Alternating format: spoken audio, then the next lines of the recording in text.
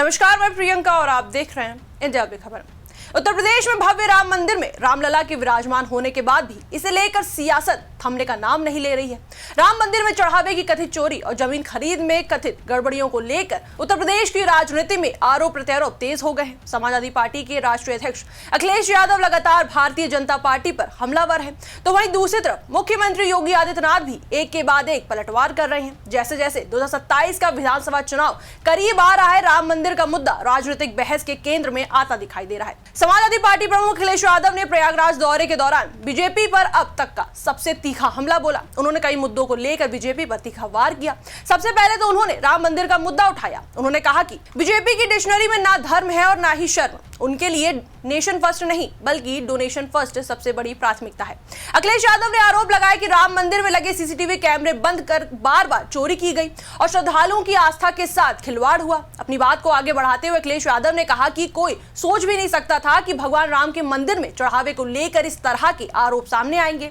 उन्होंने सवाल उठाते हुए कहा कि आखिर सीसीटीवी कैमरे कितनी बार बंद हुए, क्यों बंद हुए, और अगर सब कुछ पारदर्शी था तो बार बार चोरी की घटनाएं कैसे हुई। वहीं आपको बता दें, राम मंदिर के मुद्दे के बाद अखिलेश यादव ने लखनऊ कोचिंग सेंटर अग्निकांड का भी जिक्र किया। उन्होंने कहा कि अगर सुरक्षा के पर्याप्त इंतजाम होते और रेस्क्यू टीम के पास आधुनिक उपकरण होते तो कई बच्चों की जान बचाई जा सकती थी। साथ ही उन्होंने सरकार पर युवाओं की सुरक्षा और भविष्य दोनों के साथ लापरवाही बरतने का आरोप लगाया। इसके बाद पेपर लीक के मुद्दे पर भी अखिलेश यादव ने सरकार को घेरा। उन्होंने दावा किया कि उत्तर प्रदेश से लेकर महाराष्ट्र और कर्नाटका तक पेपर लीक का नेटवर्क फैला हुआ है। उन्होंने कहा कि समाजवादी पार्टी ने बीजेपी सरकार के कथित रिक्रूटमेंट मॉडल पर 11 पन्नों का दस्तावेज जारी किया है। अखिलेश यादव के मुताबिक इस मॉडल में पहले भर्ती का विज्ञापन निकाला जाता है, फिर परीक्षा कराई जाती है, उसके बाद पेपर लीक या अनियमितताएं सामने आती हैं। सरकार पहले इनकार करती है, विरोध करने वाले युवाओं पर लाठीचार्ज होता है, मामला अदालत पहुंचता है और आखिर में भर्ती रद्द कर दी जाती है। उन्होंने कहा कि युवाओं के भविष्य के साथ सीधा खिलवाड़ है। अब देखिए, अगले साल उत्तर प्रदेश में विधानसभा चुनाव होने वाले हैं। 2024 के लोकसभा चुनाव में बीजेपी अयोध्या की सीट हार गई थी, जिसके बाद से अखिलेश यादव लगातार कहते रहे हैं कि भगवान श्री राम भी बीजेपी से नाराज है।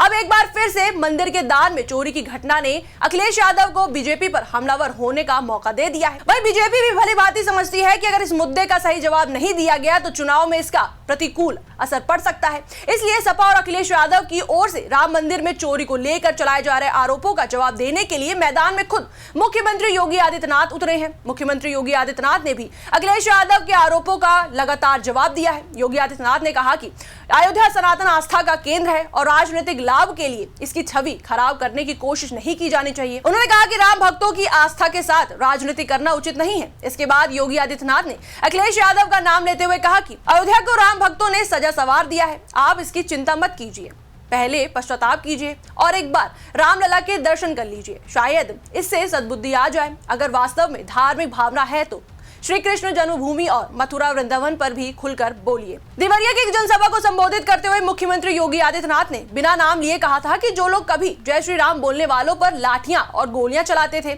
आज वही आस्था का पाठ पढ़ा रहे हैं। उन्होंने सवाल उठाया कि क्या ऐसे लोग अब दूसरों को धर्म और आस्था सिखाएंगे। मुख्यमंत्री ने आगे कहा कि समाजवादी पार्टी के शासनकाल में कांवड़ यात्रा पर रोक लगाई जाती थी, जन्माष्टमी जैसे धार्मिक आयोजनों को प्रोत्साहन नहीं मिलता था और विकास का पैसा कब्रिस्तानों की बाउंड्री वॉल बनाने में खर्च होता था, जबकि उनकी सरकार ने मंदिरों के विकास और धार्मिक स्थलों के सौंदर्यीकरण पर काम किया है। अब जबकि उत्तर प्रदेश विधानसभा चुनाव में ज्यादा समय नहीं बचा है, ऐसे में राम मंदिर का मुद्दा एक बार फिर प्रदेश की राजनीति के केंद्र में आ गया है। एक और अखिलेश यादव इसे बीजेपी को घेरने का सबसे बड़ा हथियार बना रहे हैं, तो दूसरी तरफ मुख्यमंत्री योगी आदित्यनाथ इसे आस्था से जुड़ा विषय बताते हुए विपक्ष पर राजनीतिक लाभ लेने का आरोप लगा रहे हैं। फिलहाल राम मंदिर में चढ़ावे की कथित गड़बड़ी का मामला जांच के दायरे में है, लेकिन राजनीतिक बयानबाजी अपने चरम पर पहुंच चुकी है। अब सवाल यही है कि क्या यह मुद्दा केवल कानूनी जांच तक सीमित रहेगा या फिर 2027 के विधानसभा चुनाव में सबसे बड़ा राजनीतिक हथियार बनेगा। इसका जवाब आने वाले वक्त में ही मिलेगा, मगर इस पर आपकी क्या राय है हमें कमेंट सेक्शन में जरूर बताएं।